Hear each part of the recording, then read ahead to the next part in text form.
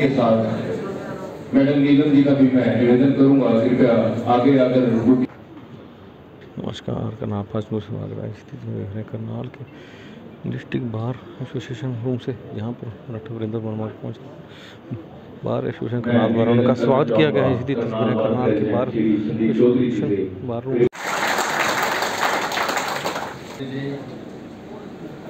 President bar association Karnal, महासचिव विकास संधू जी, कोषाध्यक्ष मनोज गांधी जी, पूर्व में प्रधान रहे वीरेंद्र पहल जी और कमल प्रेम भाटिया जी, और सभी मेरे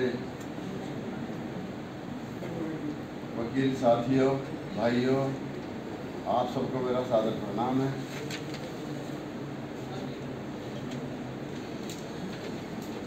अंतिम चरण में पहुंचा हुआ है और जो प्रत्याशी यहाँ करनाल से खड़े हैं वह सब भी निश्चित रूप से यहाँ बोल के गए होंगे। एक परंपरा ये बनी हुई है और मैं सिर्फ परंपरा का निर्वहन करने के लिए नहीं आया। आपसे मिलकर मुझे बहुत खुशी हो रही है, आपको देख के मेरा हौसला भी बढ़ रहा है और आपकी बातें जो सुनी मैंने थोड़ी देर पहले, मैं प्रधान जी के कमरे में भी बैठा था, उससे मैं बहुत उत्साहित भी हूँ। एक मुद्दा जो वोट फॉर लोकल, जिसको लेकर इस चुनाव में हम चले हैं, आप बुद्धिजीवी वर्ग से संबंधित हैं।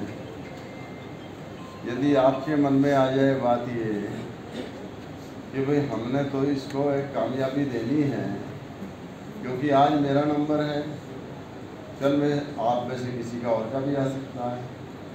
अगर बाहर के प्रत्याशी यहाँ आते रहे तो हमारा तो फिर किसी का भी नंबर नहीं पड़ेगा, फिर तो बाहर के बनेंगे। इस बार तो ये देखो हद ही हो गई है कि जो राष्ट्रीय पार्टियां थी उन्होंने बाहर के उतार दिए प्रत्याशी। माननीय शरद पवार जी कल आए थे करनाल, पुरानी सब्जी मंडी में जनसभा की थी, बड़ी सफल जनसभा हुई है। उन्होंने भी स्पष्ट शब्दों में ये बात कही थी कि इंडिया गठबंधन के प्रत्याशी तो मराठा वीरेंद्र वर्मा ही थे, लेकिन लास्ट में आके किसने कैसे गड़बड़ कर दी कि कांग्रेस का प्रत्याशी आ गया यहाँ पर,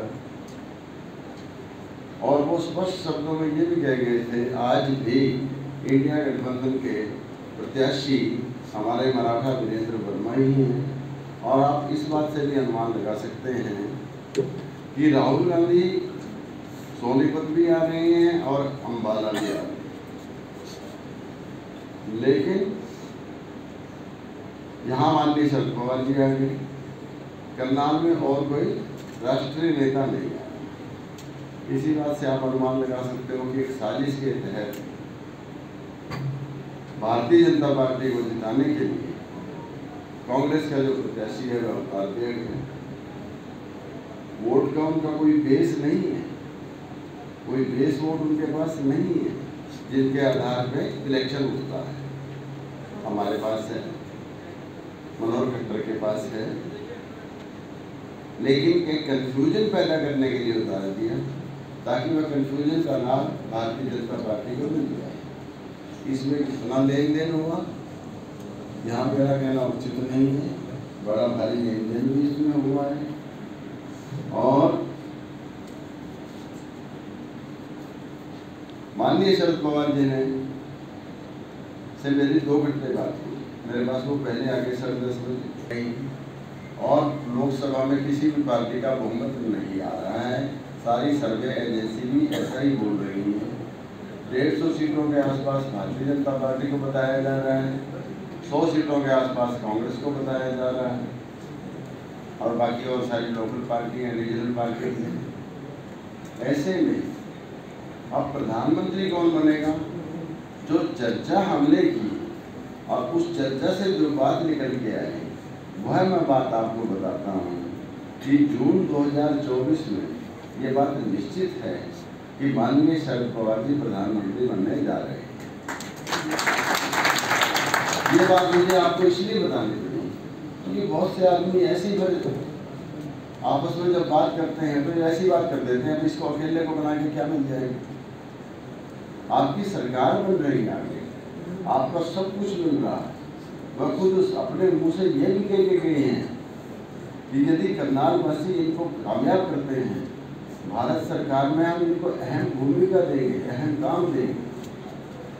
और ये करनाल वासियों के लिए समझो एक बड़ा शुभ अवसर है। जो आपने छोटी मोटी बातें रखी हैं बाहर की, जो आपने बिजली के बिल की बात रखी है, बिजली का बिल तो लेना आपसे तार्किक बनता ही नहीं।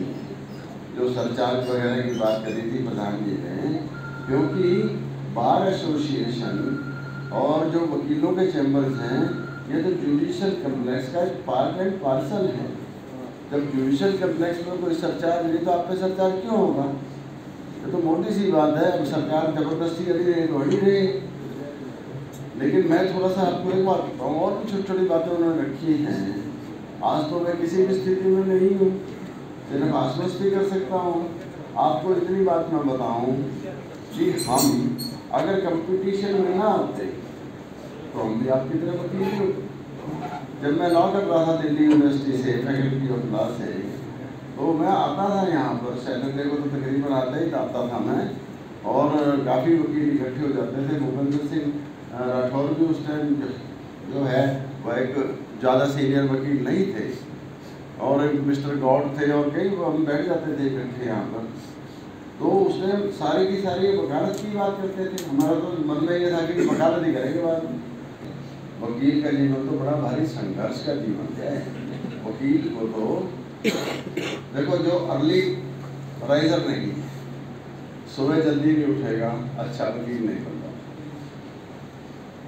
दूसरी बात, नियमित जीवन जिसका नहीं है वह भी अच्छा वकील नहीं बनता। तर्क के आधार पर जो नहीं सोचता हर बात को, वह भी अच्छा वकील नहीं बनता। और पहले 10 साल तो समझिए इतनी मेहनत है वकालत में, अगर आदमी ने अच्छा वकील बनना है, उसके बाद तो फिर आराम का जीवन थोड़ा सा हो जाता है। वैसे तो संघर्ष का जीवन उसका निरंतर चलता रहता है। और जो नौकरी वाली बात है, नौकरी तो आराम करनी है, जो हमने महसूस किया। और हम और ऑफिसर की तरह रहे भी नहीं, हमने ग्रेस के साथ नौकरी की है, पूरे स्वाभिमान के साथ हमने नौकरी की है। और ये तो माननीय शरद पवार जी से हमारा समझो आना जाना हो गया। उन्होंने एक जिम्मेवारी हमें दे दी और उस जिम्मेदारी को हम निभा रहे हैं। और वह उत्तरी हरियाणा की बात भी हमने उनके सामने की है। हमने और बातें करनाल के बारे में भी की हैं। तो आपकी जो बाहर की ये बातें हैं छोटी मोटी, ये कोई बड़ी बातें नहीं है होनी। लेकिन आपकी, मैं तो इसलिए कर रहा हूँ ये बात क्योंकि केंद्र में सरकार आपकी बन रही है। हमारी लोकसभा की सीट यहाँ से निकलती है, और भाई अभय सिंह चौटाला की कुरुक्षेत्र वाली 2 सीटें निकलती हैं, तो हरियाणा में भी एकदम बदलाव है। अक्टूबर नवंबर के महीने में ही फिर इनेलो एनसीपी गठबंधन की पूर्ण बहुमत से सरकार हरियाणा में ही बन जाएगी। तो आपकी तो मांगे जो है तो तुरंत एकदम सारी की सारी पूरी होती ही हैं। और मांग के अलावा और भी बहुत सी बातें जो आपके कभी कल्पना में भी शायद ना हो, क्योंकि जब विकास होगा, देखो माननीय शरद पवार जी का एक, माननीय शरद पवार जी की देन है महाराष्ट्र में। माननीय शरद पवार जी हरियाणा का भी ऐसे विकास चाहते थे करवा में। इंडो प्रोजेक्ट उन्होंने इसलिए याद किया था, मेरी उनसे बात हुई इस बारे में। एक वो था, इसको एक क्लस्टर बनाना चाहते थे दूध का, अमूल डेयरी की तरह से यहाँ क्लस्टर बनाना चाहते थे। और ये महाराष्ट्र की तरफ में वो होगा। आप तो खुद सोच सकते हो कि आपको यहाँ कितनी सुविधाएं मिल जाएंगी। मैं तो इस बात का भी मैं अभी जब प्रधान जी के कमरे में बैठा था, मैं कह रहा था भाई, जब हम लॉ करते थे उस टाइम भी हम चर्चा करते थे, सब बहुत छोटी हैं, हम और बहुत बड़ी बड़ी बातें करेंगे क्योंकि हम आपके बीच से ही हैं। बेसिकली तो हमारा फाउंडेशन तो लॉ से ही चला। कंपटीशन में हमने लॉ के पेपर ही किए हुए थे। जुडिशरी में भी मैं जा सकता था, बहुत मेरा कोई दिक्कत नहीं थी, क्योंकि मैं लॉ फैकल्टी में 3rd ईयर तो मैंने सर्विस में आने के बाद किया। 2nd ईयर तक मेरी लॉ फैकल्टी में 2nd पोजीशन थी वहाँ दिल्ली यूनिवर्सिटी में। तो जुडिशरी में आना कोई बड़ी बात नहीं थी, क्योंकि केस लॉ चला हुआ था वहाँ पर। अब तो केस लॉ सभी यूनिवर्सिटीज में हो गया। पहले सिर्फ दिल्ली यूनिवर्सिटी में सिर्फ केसला से स्टडी सारी की सारी हुआ करती थी। हमारी इतनी फीस नहीं थी जितना हमें असाइनमेंट्स मिल जाते थे। असाइनमेंट्स को रद्दी में बेचते थे तो फीस से ज़्यादा पैसा तो उसको मिल जाया करता था हमें।